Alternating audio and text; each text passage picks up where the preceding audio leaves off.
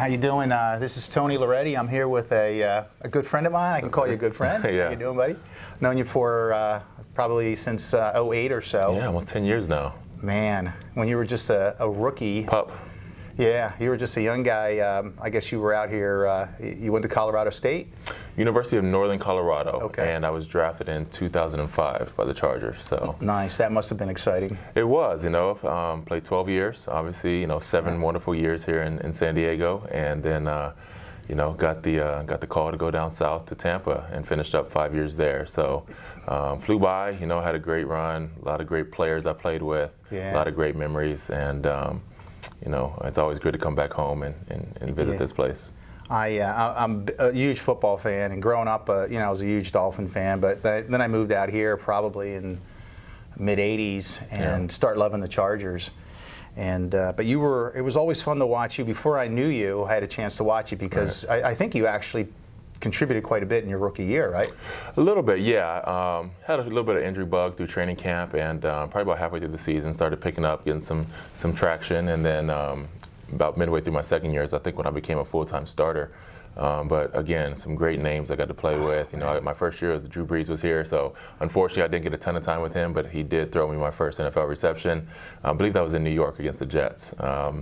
And then, of course, Philip, his great run, and still out there doing it. You know what I mean? He's a year older than me as far as league goes, and it's nice to still be able to watch him and all those guys, Antonio, be successful and be able to stay on the same team for such a long time. Man, you guys had some great seasons. Sure. And, yeah, they were real good. So before you moved to Tampa with that new contract, you played about 7 years here, right? Yep. And you were an All-Pro. You made the Pro Bowl once or twice, and so forth. Tell me, if you had to really reflect back, I mean, there were some great. I remember watching you on Monday Night Football against the Giants. You had a couple touchdown passes. That was a great night. But are there one or two plays that really, really stand out in your mind that? A catch or something? Yeah, there's always a few that kind of, from college or even, younger than that kind of stick out and stick with you. But as far as when I was in San Diego, two games or two catches that I really remember. One was against the Giants. It was actually the game-winning drive. I scored the game-winning touchdown. It was the last 2-minute drill. We're behind. Up in New York, on the road, playing on the road, you always want to kind of Was this the Monday Night Football game? It might have been. Is that the one where you blew a kiss into the camera? You gave everyone a kiss goodnight because the game was over? I think that was it. So, great play, you know what I mean? That was one of those, it's one of those drives where you're just in the zone. Me and Philip were just, in such sync that day in that game. And, I got a unique coverage you don't really see at that position in the field. I think we were somewhere around, maybe like 10 or 12 yard line. And they kind of went like an inverted two-man, and the cornerback I think miscommunicated or expected some safety help, but I beat him off the line real well. Gave him a hard post move in them inside, and then broke a corner route out, and Philip just dropped the ball beautifully right in the corner of the end zone. I caught it, fell down with both feet in, and I think there's only maybe like 20 seconds left in the game, and it's just chaotic. We're just running around on the sideline. So. Yeah, I remember that. That was great. I think that was probably back in 2010 maybe? I don't know. Yeah, close right on there, 09, something like that. So one thing I always wondered is you've been with Philip, when you have a good chemistry, there are probably times where you look at him and he looks at you and the play changes. Sure. Like, that area is open over there or something. Has that happened a lot with Philip? Oh, for sure. I mean, that's a rhythm of guys that just know the game, you know what I mean? And being around some really great veterans, it really helped my learning curve as a young player to have the acumen to understand, certain situations of the game where, no matter what the coverage is and no matter what the call is, there are certain matchups you want to go to or certain holes in the defense that you want to take advantage of. And that's a great example that I just gave you because Philip kind of gave me that wink, before that play and was like, hey, just beat this guy. I'm going to give you a chance. And that was it. And so the other one that comes to mind is up in Seattle. I think this was towards the end of my second year. It was Christmas Eve, playing on the road in Seattle. It's raining, it's kind of cold, tough conditions, to throw the ball. Seattle kind of managed and controlled that game most of the game. But we had an opportunity again late in the game to drive, do a 2-minute drill, and end up catching about a 40, 45-yard post in the back of the end zone. Barely kept my feet in, falling in, rain's pouring down, and it seemed like it was in slow motion. It was really like a movie scene. Wow. Watching this ball just sit up there forever. It seemed like it would never come down. and there's a defensive back trying to catch up to me, and I was able to catch it, keep feet down, and retain possession. LT was the first guy down at the end zone, picked me up. I got a picture in my house today where he's like, nice. picking me up, and the rain is falling. So great memories, man. Great players. Yeah, sounds like that. You had Charlie Joyner was your coach for a few years. I did have Charlie's been a good friend, and what was that like having him coaching you? Man, Hall of Famer. Charlie, the man. I miss you, Bo. But great friend. You know what I mean? Just the ability to get the knowledge of a guy who played as well and as long as he played just gives you insight, things that don't come from black and white or sitting in the classroom, putting things on the board.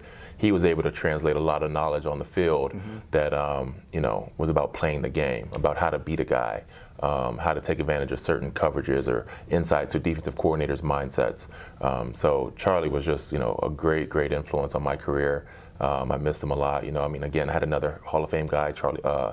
What's his name? James Lofton. Yeah, sure. That's who I came in the league with. You know what I mean? So I had him for a few years. Yeah. Then I get Charlie Joyner. So I was blessed, man. I got a lot of great knowledge.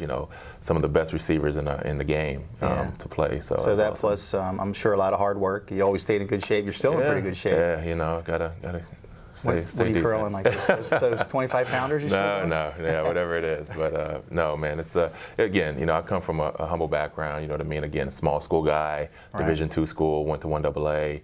Kind of overlooked through high school. I got drafted at the end of the second round, but even being a small school guy, you just kind of carry that chip on your shoulder that you want to prove yourself and say, no matter where I come from, small Colorado Springs, not known as a powerhouse of football. Didn't play at one of these big Floridas or Oregons or Texas. Didn't play one of these big Division I programs. But I still had a successful career, and I wanted to prove to people that I could play and be successful at that level. Right. So how does confidence and the psych end of things play into this, becoming a great receiver? I mean, you got to believe in yourself and so forth. Sure, and a lot of that. I mean, the harder you work, and that you've put in the hours physically, mentally, that gives you the confidence to go out there on the field and expect success. When you've taken shortcuts, and I've seen guys do this and have a lot of talent, but just wouldn't be willing to put in that extra hour or go the extra yard to prepare themselves, their sustainability was just a little bit shorter, and they just never reached their full potential. So for me, I didn't know that I always gave my best effort. I was a great teammate, and and the results prove themselves. When you work hard, usually you're going to reap what you sow. Yeah, and you did great, and then I guess Tampa Bay thought you were a great receiver. So you fast forward, you went over. What year did you start playing with them? Yeah, so 2012, got there as a free agent, and again, that was it's a program. I knew an organization that was kind of in a rebuilding phase, and still looks to kind of be in that phase. But it was a great opportunity for me and my family. I had some history, kind of ties, to the South, and didn't know much about the NFC at that time or that division, but it was a good opportunity for me. I was looking for a challenge. I understand in this league that it's very rare for players to stick with one team for the entire career. So I was excited, man. I just embraced it, went out there, same approach, put my work hat on, went out there and worked really hard. And even though it was kind of touted as a high free agency transaction, and there was a lot of eyes on me and expectations, I didn't really focus on that too much. I wanted to help rebuild that organization. I wanted to be part of a winning team and change the culture down there. And so with a lot of young guys around me, I was kind of the veteran guy there, stepping into new shoes for me. Had a lot of veteran guys ahead of me in San Diego. Now I go to a place where I'm looked up to, and I'm the guy on the team. Yeah. And so it was a different role, and I really embraced that. I enjoyed it. Yeah. And now you're out here visiting. You're retired. You retired a couple years ago, and you're kind of in phase 2 of your life. Sure. The real career has begun. Yeah. And again, you look at football, and average career I think is about 3 years. Yeah. And so I was blessed to play 12 and get out with my health. Never had any major surgeries or anything like that. I got nicked up, put on IR a few times, but fortunately it was nothing where I had to do anything extreme. So I've transitioned out of that, and a lot of that success and the ability to transition out as well as I have is because I started planting seeds while I was still playing, and really expecting that sooner or later I'm going to have to get into a full-time career and work for the next 30 years of my life. I think some people get the misconception that professional athletes, whether they play 5 years or 6 years, they're set for life. and they're billionaires and they don't have to work and everything's made and they live in mansions and all this. Like, it's really not the case. The reality of it is it's a tough, crude business. It's very, very competitive. A lot of guys, again, don't play that long, and you have to prepare yourself to do something after you play. Yeah, I was just going to mention that to you. You probably have the opportunity to go back here and then to the locker room and see some of these young players in Tampa Bay and so forth. And I would imagine, seeing a young guy that may have signed a pretty good contract, you're probably telling them what? Yeah, you just, again, there's so many things that can happen that, that out of your control. Injury, or coaching change, GM change, things like that. Certain players on your team that can complement you or help your success, them getting injured or leaving, for a receiver, not having a great quarterback, whatever it is, Right. There's tons of reasons why you couldn't be successful. So I just want to keep guys very grounded and understand that, enjoy what you're doing, work hard at what you're doing, enjoy the craft, stay in the moment, focus on football, give it your all, have fun with it, but you always want to keep in the back of your mind and prepare yourself while you're actively playing for that next phase, because it is going to come. And most of the time it doesn't come for players when they want. I was in a unique position where I was able to retire in, January 27, 2017 of my own accord. I played 12 years, I was in good shape, I was healthy, and I had to make a decision, do I want to keep playing or not? And I really, it wasn't that tough a decision for me. I was ready for the next phase. I was ready to go do something else and ready to face the next challenge. So I just try to, give young players that mindset that, again, you've earned it, work hard, enjoy it, man. It's a beautiful, beautiful blessing to be able to play at that level. But again, use that platform, help that be a springboard for you for when you exit. Yeah, and so one thing I really impressed with you is you like giving back to the community. Sure. And I remember coming out, you were kind enough to invite my wife and I out to watch a game and watched you play the Eagles. I think it was an Eagles game, and I think you guys may have lost that game at the very end, but that was a great game. It was a great game. I think you had a real good game. But giving back to the community, I know your father was in the military, and tell us a little bit about that. Your, I think it's called Jackson in Action. Yeah. So again, philanthropy has been a big part of my, my upbringing, my culture. As a young kid, I can remember being, 7, 8 years old with my dad, who you mentioned, was in the Army, 21 years.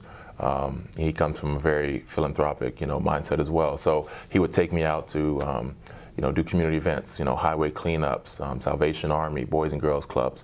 Always had me active in the community and really instilled in me the importance of giving back. You know what I mean? We're fortunate at any level, no matter where your status is in life, you have an opportunity to impact others and do something good for people in your community. So it's always been with me when I was here in San Diego with the Chargers.